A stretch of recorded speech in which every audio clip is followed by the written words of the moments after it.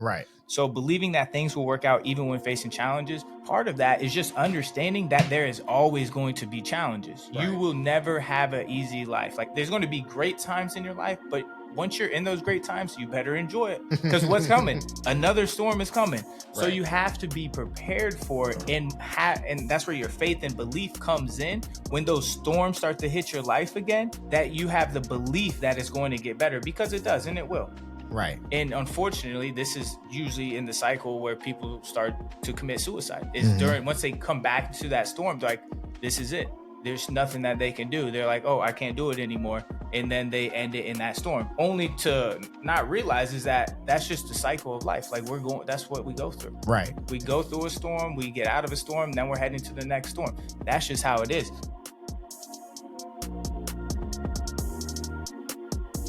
All right, welcome back to another episode of the Real Deal Podcast with myself, Brandon Haley, and Mr. Cleon Deal. Hello. Welcome back to the podcast studio. We got a new rug. You guys can't see it rug, just man. yet. If you join the Instagram live, I just show you with the phone, but other than that, I could just pick it up. we got a new rug. So shout out that. It says Real Deal Podcast on it. You got some merch, baby. And, we love it.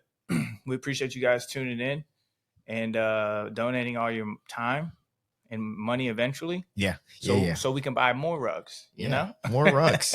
That's the goal of this whole thing. Just to get some rugs, man. Just to get some rugs, have some fun, and hang out with you guys. But today we do have a deal of the day. I hope. It's been a minute, and we have one. So what is it? What are we talking about? What's the deal of the day? So Brandon is feeling the call of faith today. He wanted to talk about faith, so I have something here regarding faith centered around it. It's a quote from the late great Martin Luther King Jr. It says, faith is taking the step. Oh, I'm sorry. Let me start over. Faith is taking the first step even when you don't see the whole staircase. We got too many cameras. I can't even look. I have to look at you through the camera. Like, oh no, wait. Well, I mean, you're literally right on my front. But I'm like, wait. It was a little trippy. I need to lower my camera, but I guess we got to do it for the views now. It's a little bit different. Yeah. Repeat that last part. Taking a step, and I just got tripped out by looking and see in the cameras. Faith is taking the first step, even when you don't see the whole staircase. Yep. So, what does that mean? And why would you take the first step? What does it mean? It means that obviously you don't know what's going to happen. Faith itself means you're just kind of diving into it, hoping for the best, and believing for the best. I guess hoping and believing are two different things. I agree. So hope and believe. Because hope is like I hope it happens. Believe is like I believe it's you know what I'm saying. I know it's going to happen. Yeah. So faith is basically not just a religious thing, but it's doing things without having all the evidence and not knowing the outcome. Right. But still moving forward positively. And in a world we live in, that could be very scary because a lot of times we want to see it be tangible. And what if somebody always thinks worst case scenario? They're like, oh, I don't want to take that first step because I can't see what's at the top of those stairs. Right. What if it's something that's there to kill me? What if it's $1 million? You know? So what would you tell the people that always think worst case scenario when it comes to taking that first faith step? Well, the problem with life is that we never know what's going to happen. You might as well hope, you might as well believe it's going to be something positive. At the end of the day, enough bad stuff happens. You know what I'm saying? Like I think that you should always have a threshold for bad things to happen in your life at some point. But at the end of the day, man, like if everything you decide is going to be negative, you're never going to move. You're going to be frozen and paralyzed in fear for your whole life. And then a life where you're spent frozen in fear is a life that once you get to the end of it, it's going to be filled with a bunch of regret. The worst thing that anybody ever has to think is what if. That's the worst thing ever. So at the end of the day, man, like it just some things are gonna go well, some things aren't, but it is what it is. You might as well believe something's gonna go well. You have that much more of a chance for it to do so. Yeah, have that mentality. Sometimes I listen to this meditation. It says it's called "What If," but it basically goes over like, what if it all works out? Right. What if today is the day where something good happens to you? And then there's what's the word I'm looking for? Where it just keeps good things keep happening to you. I don't know Whatever, what that is. He like everything just keeps being good. Right. So it helps prime your mindset to like, hey, it's not everything isn't always against you or going to work out and be bad. Right. So just have that faith and keep moving forward, which leads us to talk about the I guess what everybody wants to talk about, the 100 men versus one gorilla. Because whoever wants to partake in that is going to need a lot of faith. A lot of faith. Because that is something that there is unseen. And that's a little crazy. Yeah, so what's your thoughts on that? Yeah, this is so for anybody not familiar, there's a debate going on right now on social media, asking who would win in a battle between 100 men and one gorilla. This originally started from somebody coming out and saying, I feel like 100 men could beat a gorilla if they really locked in. And then everybody else kind of chimed in on it. I think that 100 men can win this battle. The question that I have is, can we choose the 100? Because I feel like if you got like 20 professional fighters and then like 20 just super strong dudes, and then like, you know what I'm saying? Exactly what I was thinking. So like, you wouldn't want like 20 of me because I'm like 5'6". Yeah. Or you wouldn't want like 20 Asians. You know what I'm saying? What? what if they're Bruce or 100 Lee? Asians? What if? Well, you got a point, but most of them are a little tiny. Yeah, I think that if you can choose the 100, sure, definitely. I think that 100 men should win. I don't see why they wouldn't. I get how strong gorillas are. They're very large things, but coordinated, if you got, you know what I'm saying? Yeah, if you got the right people, easy money. If you're talking about just 100 randoms that you just brought off the street, the problem is only 20% of them are actually going to be willing to fight. The other 80 is going to be scared and run away, and then you got 20 versus 1, and then they don't win that battle at all. Side note, real quick side note, can you share your live on TikTok to my live on Can TikTok? I share it to you? Can I join into your live? Can I add you as a guest? Yeah, as what? B Haley 01. Okay, I just invited you. But yeah, man, I think that if you can choose your team, I think 100 wins. I think 100 men win. Well, it definitely is. They would 100% based on just being able to outpower it. Yeah, numbers, exactly. But there's guaranteed fatalities. Oh yeah, no, absolutely. And I want to be clear. People are dying. I want to be the person in the back. People are definitely dying, but I think at the end, when the battle is over, I think the 100 men, it probably ends up like 60 at the end of it. You know, I wouldn't partake. Yeah, I wouldn't be there. No. What if it was like every person that survived and won $1 million? Every person that survived won $1 million. Oh, yeah, they clean them up. I think they clean the gorilla up quick. I think. But there's going to be at least 10 of them that didn't. I agree. You have to sacrifice for the greater good. I mean, yeah, because somebody got to go feel it out first. Somebody got to be crazy enough to start it off. With that much money on the line,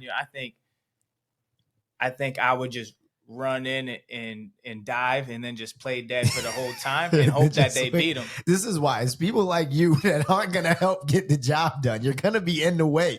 They're going to push me in the way, and then I'm going to play dead real quick. Like, oh, no, I'm hurt. Probably going to get like some internal bleeding, so I might die. Probably going to get stepped on or punched on my way down to hiding. And then, then hopefully they win and I get $1 million and I'm up out of there. Yeah, man, it's a real strategy thing, man. What about the memes they were making on that 100 women versus accountability? Oh gosh, oh god, I did see that. We love you, women. We love you, ladies. Yeah, those they had 100 men versus commitment, 100 women versus accountability. 100 men versus commitment is crazy. It's like, whoa, guys, how did this get here? This was supposed to be lighthearted and fun. We don't have to do that. We don't have to do that. Send a rose. Look at that. I know how to send stuff on TikTok. Yeah, look at you, man. Look at you. But yeah, obviously those people who would engage in, I feel like if you did a poll, I feel like you could definitely get 100 people to sign up for it. I'm not saying that we should do it. I'm not saying that we should, but I definitely think you could get 100 people to volunteer for it if there was really, even if there wasn't a cash prize involved. I feel like there are people who are great. People were eating Tide Pods on the internet for a while. I think they'll definitely volunteer to go jump into the ring. I think so. Man, human behavior is crazy sometimes. It's an anomaly and it's a mystery. And in this social media world, there's people do anything for clout. Anything for clout. Yeah. Even like start a podcast.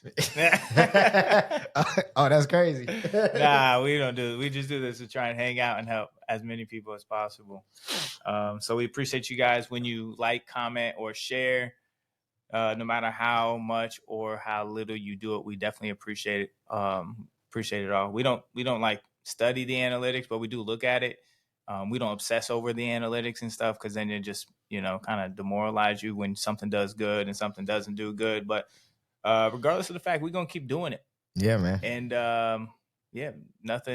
nothing beats consistency. So we're going to stay consistent every Saturday live at 7 p.m. Regardless of if we're going to do a show or not, we'll still hop in live and ask or answer any questions or talk to ourselves. We're pretty good at that by now. So, which would lead us back into the term have faith. When you tell somebody to have faith, what does that mean to you? Believing for the best outcome. I mean, people have to understand that. Well, number one is believe in something more than what yourself is, something that you understand, because to have faith means that you're not in control of the outcome. Because if I'm in complete control and I can completely manipulate it, I don't need faith for that. Right? I don't need it for that. So it's the belief of something that's higher than you that's going to ideally come out with an outcome that is favorable to whatever your situation is.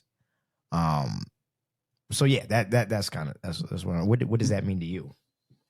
Well, a couple of things, and that I was looking up with our handy dandy AI is basically the term "have faith" can have several related meanings depending on context. So, in a religious context, it's to trust and believe in a higher power, to maintain religious convictions even without tangible proof, to live according to religious principles and teachings. So, basically, just what the Bible preaches is that, like, we've never personally met Jesus, but you can have a relationship with Jesus. So when it comes to like a religious standpoint, it's very, very similar. It's very easy to understand what it means. You're basically believing in something that you can't fully see, comprehend, or understand. And that's what faith is when it comes to religion. Knowing that at the end of the day, when we die, like there is a place for you to go. It's either going to be heaven or hell. But having faith that there is this higher power and living the way that he wants you to live. That's having faith when it comes to religious. But I also wanted to dive deeper into that in the broader sense of it when it comes down to just living in your day-to-day life, your relationships, and everything else. So in a broader sense, to trust in someone or something without requiring evidence. So I think that this is really good too. How we were talking about either last week or the week before about the controlling. On the controlling episode, if you're trusting in someone and you don't have the evidence to trust them, but you don't have evidence not to trust them, that's having faith in them. So you're having faith in that relationship or in that person and you trust in them. Just like I would always trust you because you've never given me, or I'd have faith to trust in you because you've never given me any reason not to. Right. So a lot of problems that happen in relationships or in the early talking stages or something that make you want to like lose control or gain control of that other person is your lack of faith in them to do what you think is right. So It's also to maintain confidence in a positive outcome despite uncertainty. Mm-hmm. What are your thoughts on that one? Confidence in a positive outcome. To maintain confidence in a positive outcome despite uncertainty. Yeah, I mean, yeah, just hoping for the best, right? You Mm-hmm. go get like going to a job interview, right? Mm-hmm. I believe I'm gonna get the job, right? Taking on whatever new endeavor. I believe us doing this podcast, you know what I'm saying? Any new thing that you're taking on, the confidence that is going to work out, so you jump into it. But what most people do is they don't maintain the confidence in a positive outcome despite uncertainty. What they do is they get in their head and they start to think about all these scenarios of why it won't work out. And why do people do that? Well, that's the tough thing, right? Having versus maintaining, just like with anything else, right? You can start going to the gym, but maintaining a gym routine is the difficult part, right? So it's the same thing with this. Having it when you're very excited about everything at the start of it is very easy to have faith in that because it's new, it's fresh, and it's exciting. But once you get into it, and then you see all the nuances and all the difficulties that come with whatever it is that you've decided to take on, that's when it becomes a little bit difficult to keep and maintain. Just like with maintenance for anything, your houses, your cars, anything else, you have to be able to maintain that as well as you go through it. And it's not going to be easy all the time. No, believe it or not, ladies and gentlemen. It's definitely not. Because having faith in something means that you don't have all the evidence. Yeah. So when you're trying to have a positive mental outcome for something, when you don't have all the evidence, your brain, especially in today's age where everything is so easily accessible, your brain is just going to go worst case scenario, think about worst case scenario, or whatever it may be. So you also have to understand that when you get in these situations, and I'm speaking because I get into these situations a lot, you have to understand that your thoughts are not you. And I don't know, there's a crazy number of thoughts that each human has every single day. It's like 20,000 different thoughts. Like all those thoughts can't be you. So once you start to get all these thoughts, you have to realize that, hey, this isn't me. Take a step back, breathe, and try and think of a better case scenario about whatever the situation is that you're going through. Right. Also, to believe that things will work out even when facing challenges. Even when. So this is good because it's talking about the belief in things. Right. So just like we talk about, I think in the adversity, when we talk about an adversity episode, is that everybody's either heading to a storm, going through a storm, or coming out of a storm. Right. So believing that things will work out even when facing challenges, part of that is just understanding that there is always going to be challenges. Right. You will never have an easy life. Like there's going to be great times in your life, but once you're in those great times, you better enjoy it because what's coming? Another storm is coming. So you have to be prepared for it. And that's where your faith and belief comes in. When those storms start to hit your life again, that you have the belief that it's going to get better, because it does, and it will. Right. And unfortunately, this is usually in the cycle where people start to commit suicide. Is once they come back to that storm, like, this is it. There's nothing that they can do. They're like, oh, I can't do it anymore. And then they end it in that storm, only to not realize is that that's just the cycle of life. Like that's what we go through. Right. We go through a storm, we get out of a storm, then we're heading to the next storm. That's just how it is. So it's really important to believe that things will work out even when we're facing challenges. Yeah. And I think that you should also have faith that there will be a storm. literally. And if you can understand that, once they hit, it makes it so much better. Just like anytime in life, like I would say January-ish was like a great month for me. On top of the world. A couple of months at the end of last year, everything was fine. And then little things started to happen. It's like, oh, why is this happening again? Little things I got to deal with. Oh, why is this anxiety so bad right now? Why do I have to deal with this? It's like, okay, you're built for this. You already been through this. You've been through the storm before. You know how these storms go. You know what? They don't last either. So figure out ways to get through it. maybe you got to go journal and you just got to go write the word down on a piece of paper. That I did that one night. It helped, you know. Maybe you got to go meditate. I meditate every morning. Or go hang out with the friends, not drink, but go hang out with the friends. Go hang out with friends. Go do something artistic. Go do a dance class. Dance classes are really fun. They definitely get you out of your comfort zone. Yeah. Go do something. Don't just stay stuck in that mental place that you're at that's negative. Yeah, I think also hanging on to the last victory that you had, I think will help out too, because it's like as you're going through things, knowing that you went through something before and that you got out of it okay. Yeah, that's huge. Gives you more confidence on the thing now. It's like, oh, I've been here already. I did this already. That last thing was way worse than this. I'll be all right. It is what it is. So hanging on to that. I can do it again. Amen. Amen. Also, to trust someone's abilities, intentions, or character. So that one's really important, especially when it comes to relationships. Is you have to have faith and you have to trust them, even if they haven't really given you any reason to trust them. Right. But they haven't given you a reason not to trust them. So you can't let your mind go on a wild goose chase and start to feed your brain all these negative things like, oh, what if they're doing this? What if they're doing this? What if they're doing this? Oh, they need to check in with me. They need to keep me updated. They need to do it. No, they don't. They're a human being. They're a human being. They have a life. You have a life.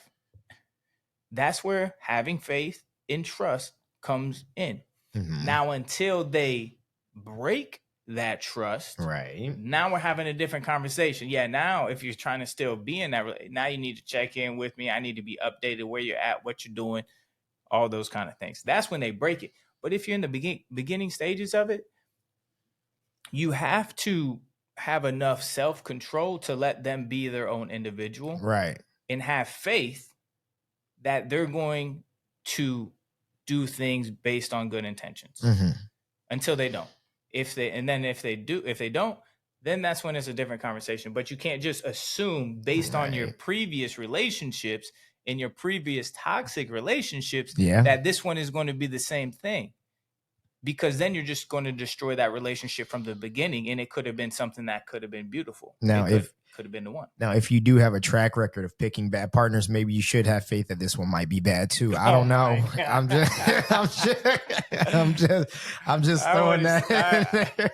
I want to say that maybe just keep your heart a little guarded. You know what I'm saying? You know how the fellas do it. Anyways, we get hurt and then we keep our heart guarded until we get vulnerable again, and then it don't work, and then we're like, we're guarded up again. We not letting nobody in here. I mean, you know, it be like that sometimes, man. Like I feel like a healthy cautiousness is very necessary for these things. I think faith is important, but like I said, just a healthy fear of knowing that things can and will go wrong. Now, depending on what your threshold is, you get to determine which things that go wrong that you're okay with. Like what I tell everybody is that, especially when it comes to relationships, love is like, it's just finding your favorite type of crazy and deciding that it's okay. Everybody's got to have a threshold for some sort of crazy, some sort of nonsense. You have to, anyway, you have to just, you have to decide what kind of crazy you're willing to deal with, right? So if 100%. You're crazy as the loud person in public and you're okay with that, cool. That's not my crazy. You know what I'm saying? That's not the crazy that I'm going to be involved with. If you're crazy as the person that be running around the house singing, doing ridiculous stuff, okay, that's what your threat to somebody else. That might be extremely annoying. So that's not your thing. You just got to find out what that is and understand that. Understand what your tolerance and your threshold is for things like that, and create a successful bond, a successful relationship, and something you can believe in after that. Amen. Amen. All right. Any other green flags you wanted to talk to? I feel like pretty good on the having faith part and how it pertains to relationships and 100 men fighting one gorilla.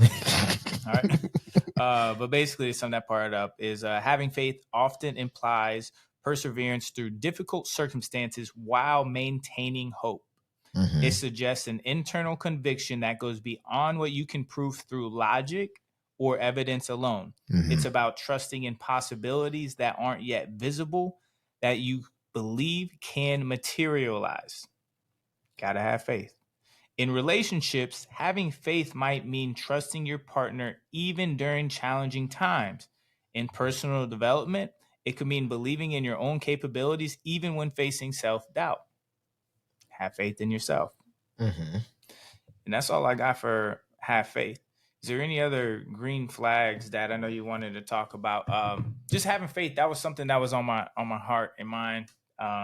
Today. Brandon needs some faith, guys. Send Brandon some prayers. Yeah, you guys should know by now. Anything that 90% of the time, anything that we're talking about is like currently related to my life, or it has been related to my life, man. And that's why we love the show, because I get a vent to you guys. I get to hang out with you guys, explain what I'm going through and how I'm going through it at the time, because life ain't easy, and we need people. We need people around us. We need fellowship of people around us with like minds that are going to be there to pick us up whenever we fall down. So yeah, a few things. Obviously, I feel like your partner having faith in something higher than the both of you is super, super important, because when they don't believe in you, Jesus, Brandon's got to run to the bathroom.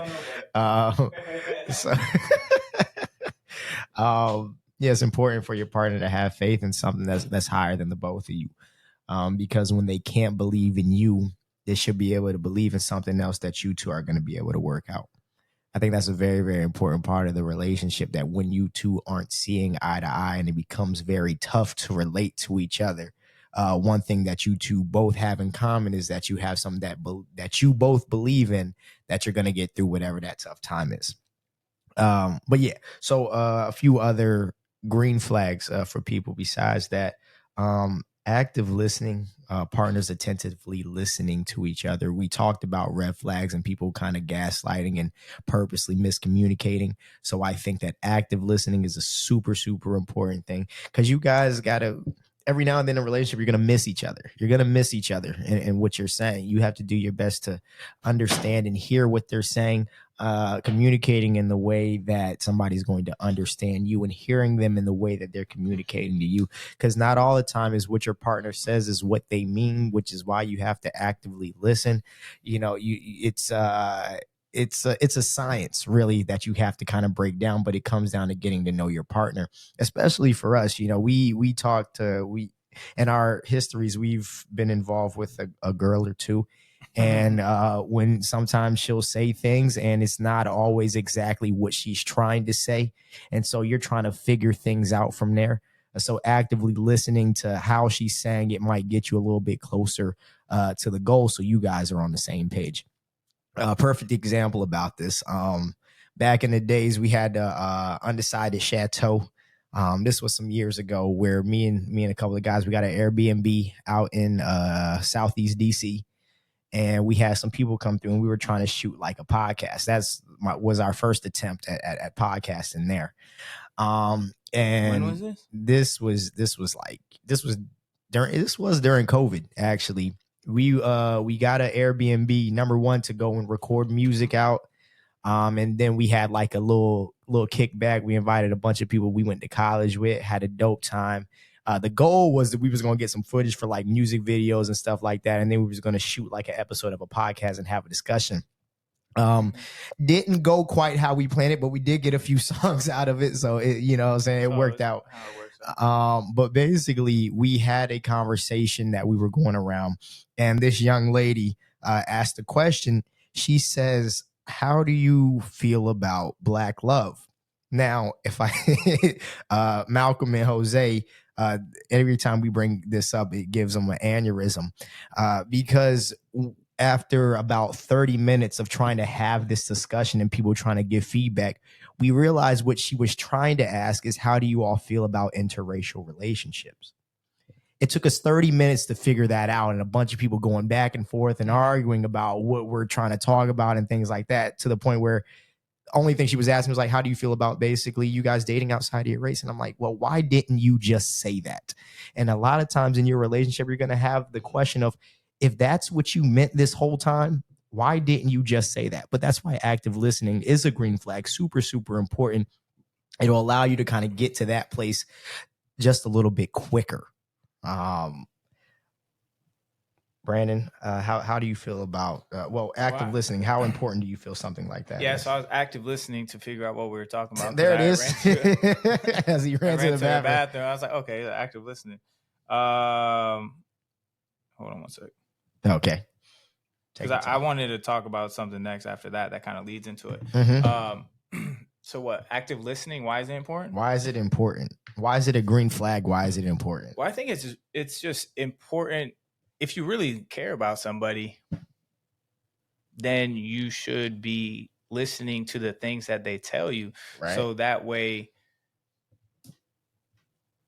you know how to react in the future. Like they if you're with somebody, they're always going to give you the little cues, little cheat codes on like how to take care of them. Mm-hmm. So like if their favorite color is pink, right?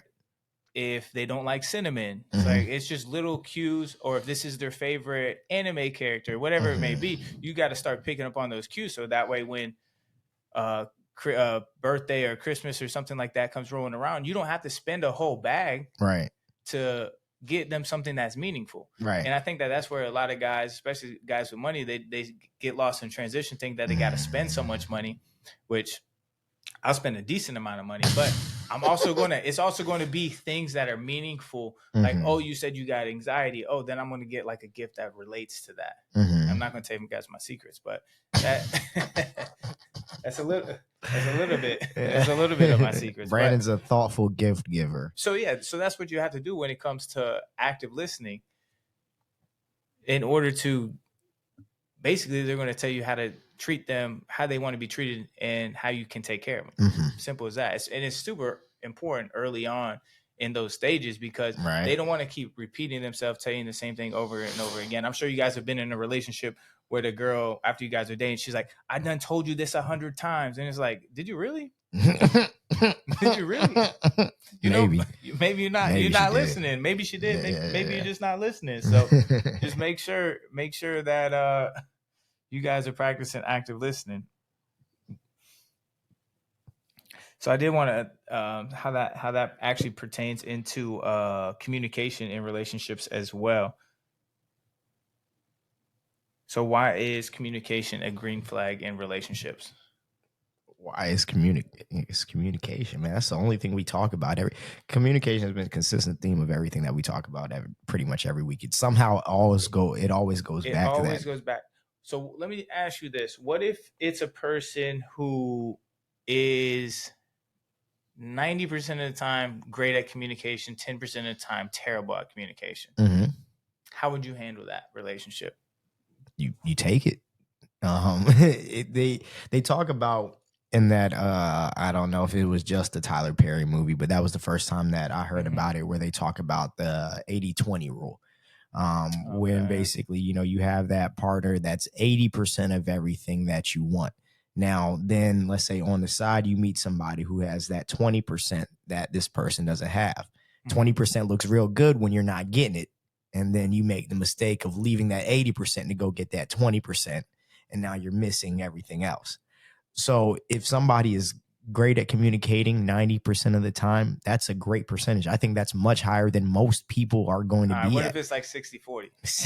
Okay. All right. Now we're getting to the tough one. What if it's like 60-40? If it's 60-40, I think it depends on what you guys are missing communication on. Because even still, I think that as long as it progresses during the relationship, because if you start at 60-40 on that, okay, cool. But as you grow and progress with each other, you should eventually be able to make it up, ideally to that 90-10. Now, if it's 60-40 now, and then 5-10 years from now it's still 60-40, then there seems like there might be a little bit of a problem there. Somebody's not actively listening. If that's what the case is, and you're not taking mental notes for the next time you guys have to discuss something like that. So here on communication is essential in relationships for several fundamental reasons. The fundamentals of relationship.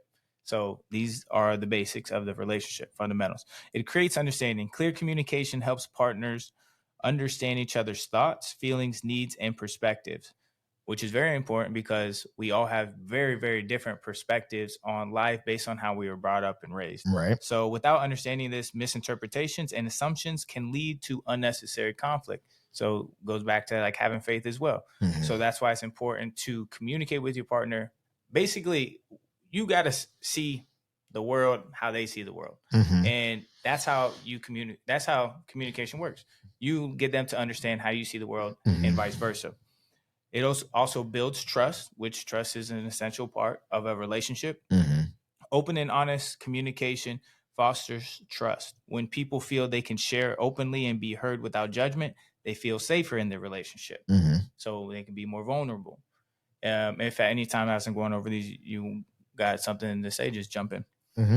Third is resolves conflict. Healthy communication provides the tools to work through disagreements. It allows partners to express concerns, respectfully listen to each other, and find mutually acceptable solutions. Yeah, let's pause right there. Actually, now, conflict resolution, I think, is very important. It's very important, and it's a very hot button issue, because of how sometimes we differ in terms of how we work, right? So the age-old stereotype is that when, let's say, your girl is venting about a problem, your first thing to do is to fix it. You want to resolve whatever the conflict is. Yep.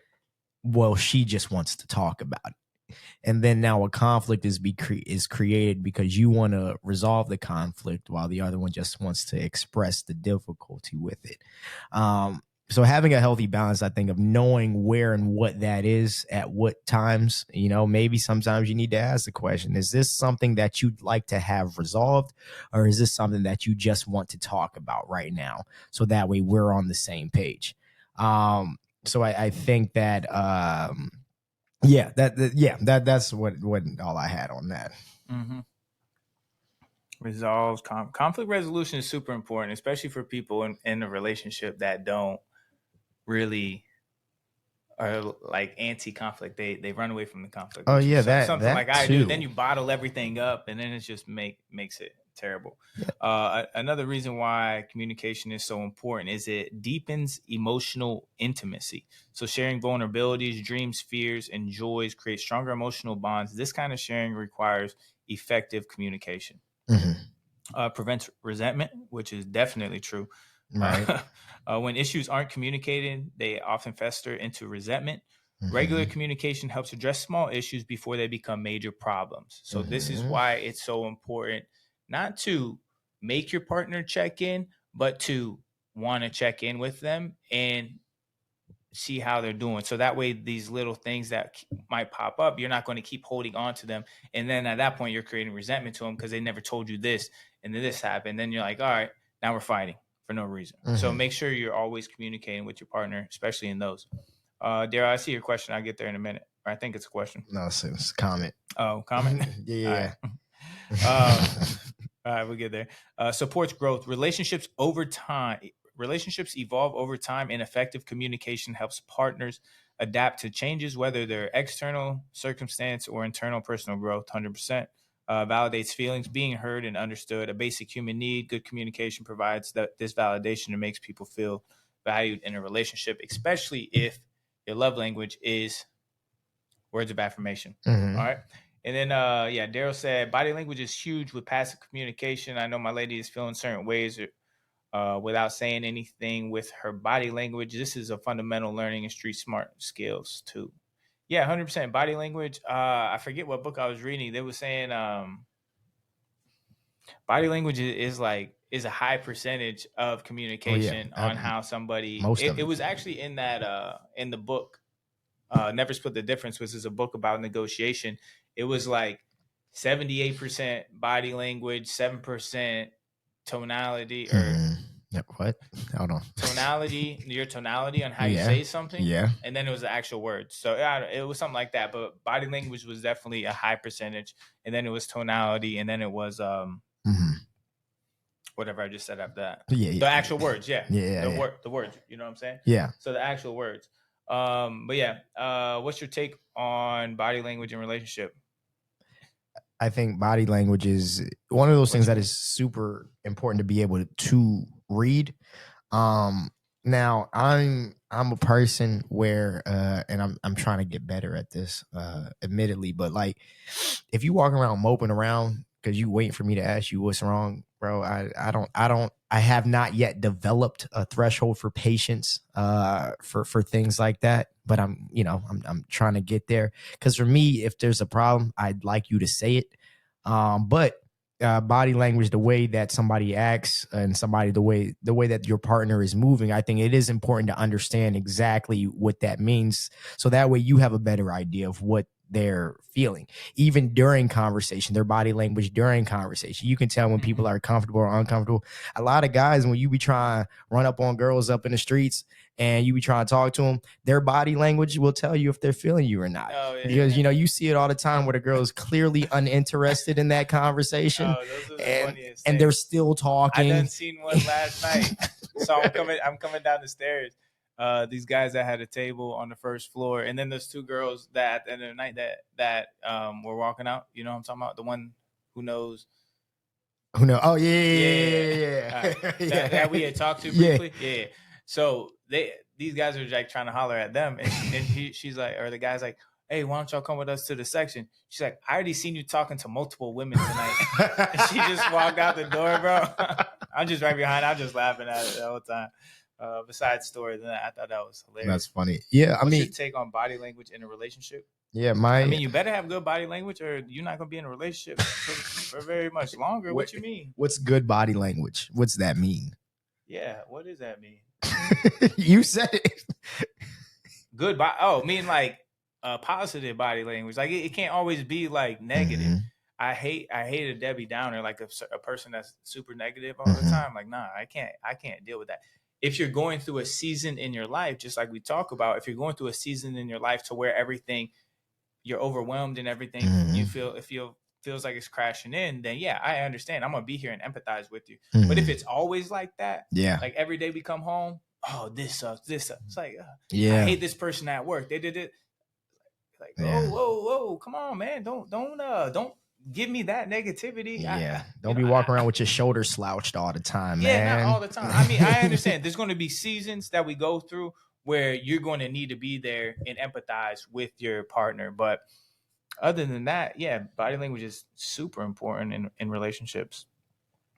I mean, especially when you're talking to somebody, that's how you really dig if they're feeling you or not. Yeah, man. If their knee's not facing you.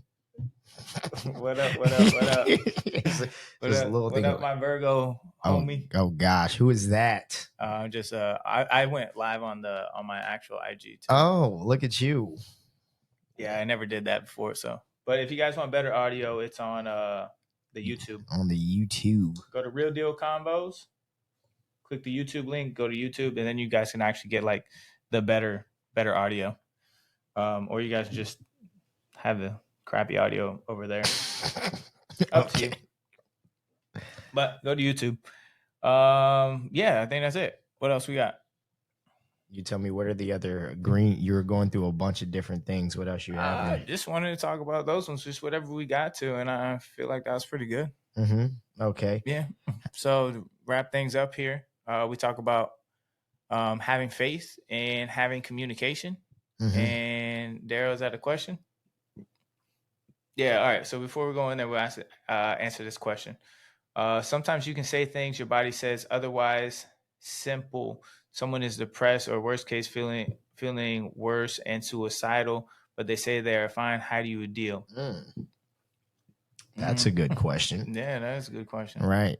It is a good question because it is very hard to understand, and especially when it comes with like suicidal thoughts, you really have to be there for people, because when I'm going through problems, I'm not telling that many people Yeah, that's a man thing. We got to get better with that. I'm not telling how many people, because at the end of the day, they're going to tell me things that I don't want to hear.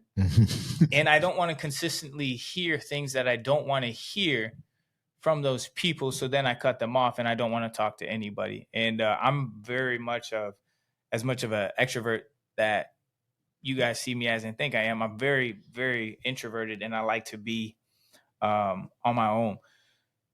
But when if someone who is depressed is going to lock themselves away from other people. So it would be the kind of people that you haven't seen in a while that you would check in on.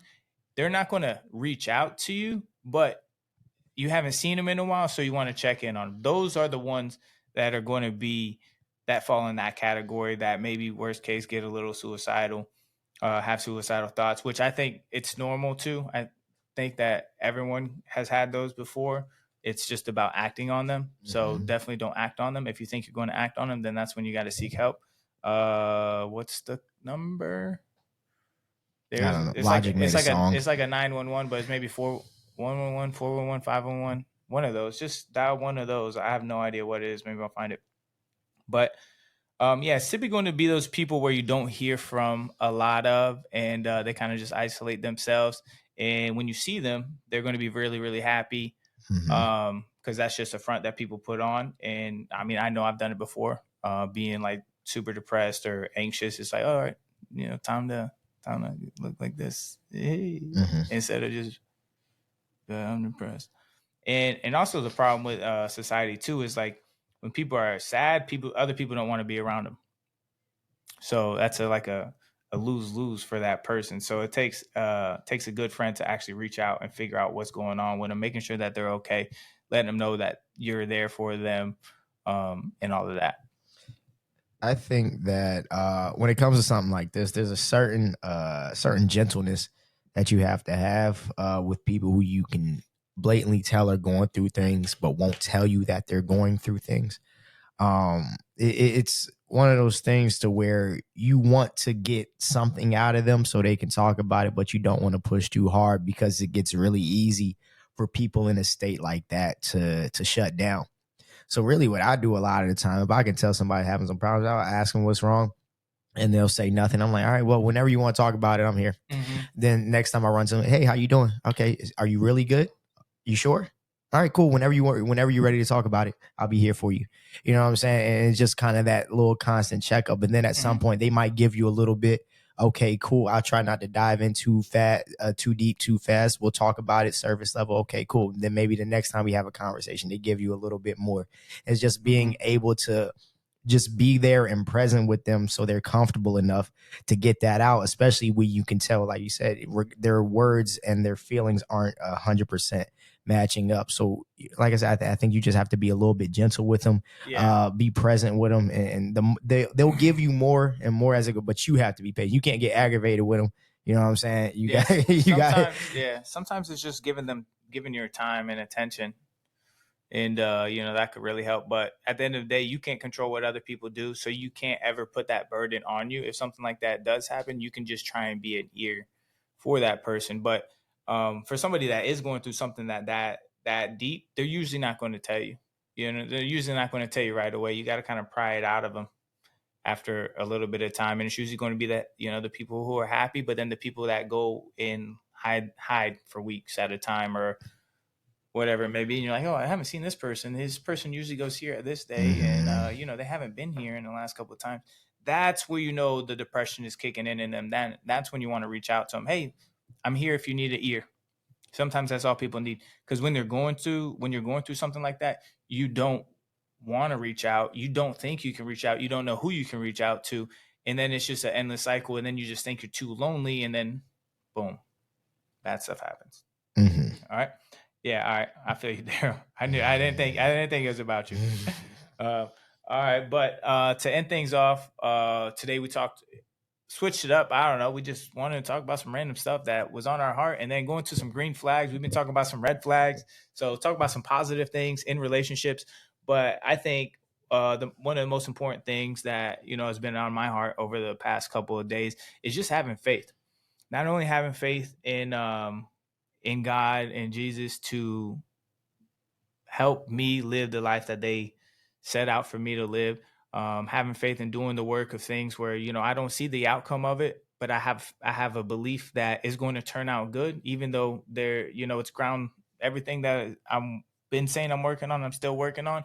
It's still very, very ground level. Hopefully something's up by the end of this month. That's at least a goal for one of them, but having faith in that, having faith in the relationships that I'm in, even though they don't always go the way that I want. And, you talk to other people and they're like, well, maybe, that's happening.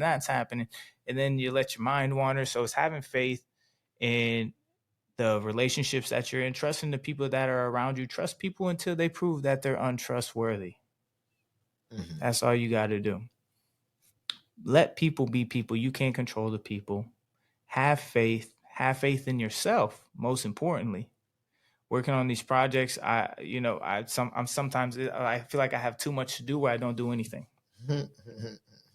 Cleon doesn't know that because he's just an absolute worker bee. Whatever's in front of him, he's going to get it done. No ifs, ands, or buts. He doesn't understand what it's like to be like a person that gets overwhelmed with too much work. He doesn't understand that because he's just trained like a machine to work. And some of you may be. Yeah. To what I say to y'all, to you guys, you need to take a day off, man. Chill out. And for the people like me, where once you get all this work, you just feel so overwhelmed.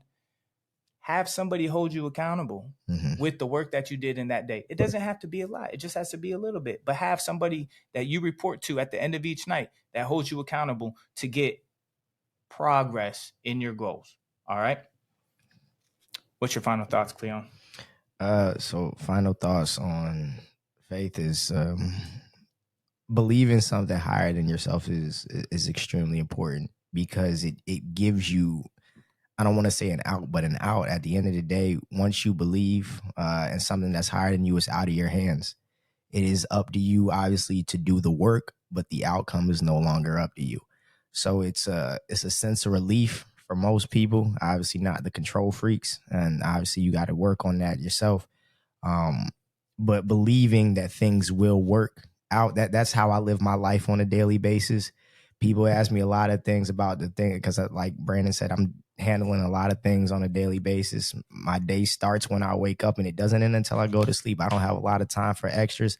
And a lot of people ask me, oh, why don't you? And I'm like, hey man, it'll work out.